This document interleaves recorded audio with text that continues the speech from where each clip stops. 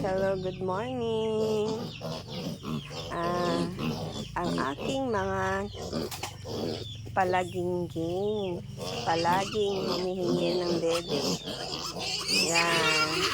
So, binigyan ko ng dahon ng malunggay. Hindi sila pumapansin, ang iba. Kasi sa ka-insay sila, sa mama insay sila nakatingin.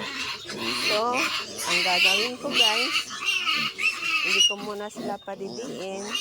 So, binibigyan ko sila ng dahon ng may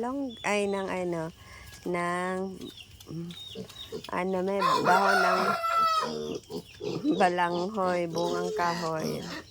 Balanghoy yan, bigyan ko yan, ang dahon ng balanghoy sa kanya. Yan. Marami man kaming tanim dyan sa kilid-kilid ng mga dahon ng balanghoy. So, yan. Naubos na pala nila ang kanilang water kagabi na binigay ko. So, si Papa Renzo ang nagpulaw sa sigilaghingi sa mga biik. Kasi malamig maglabas. Yan. Yan ang aking mga alaga. Ay, tabi. Excuse me po. Yan.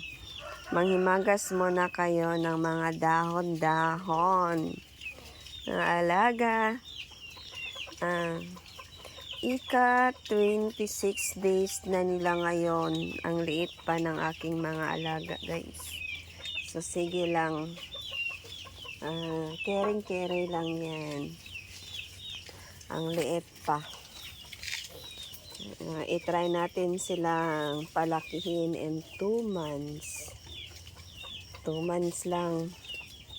Lalitsonin. Yan.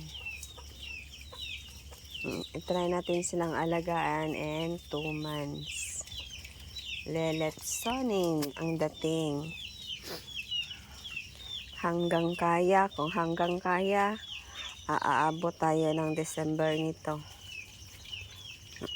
Yan, kung kaya. Pero hindi. So, hanggang diretsonin lang tayo. So, bago ko sila bigyan ng ng feeds nila.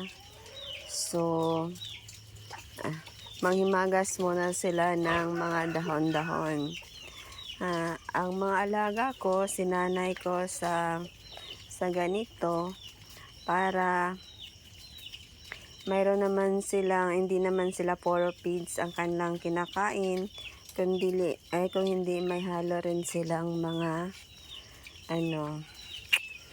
tawag yan ng mga dahon-dahon.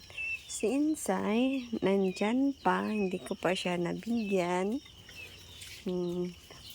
Siguro kanina binigyan na yan ni Papa Renzo ng pagkain.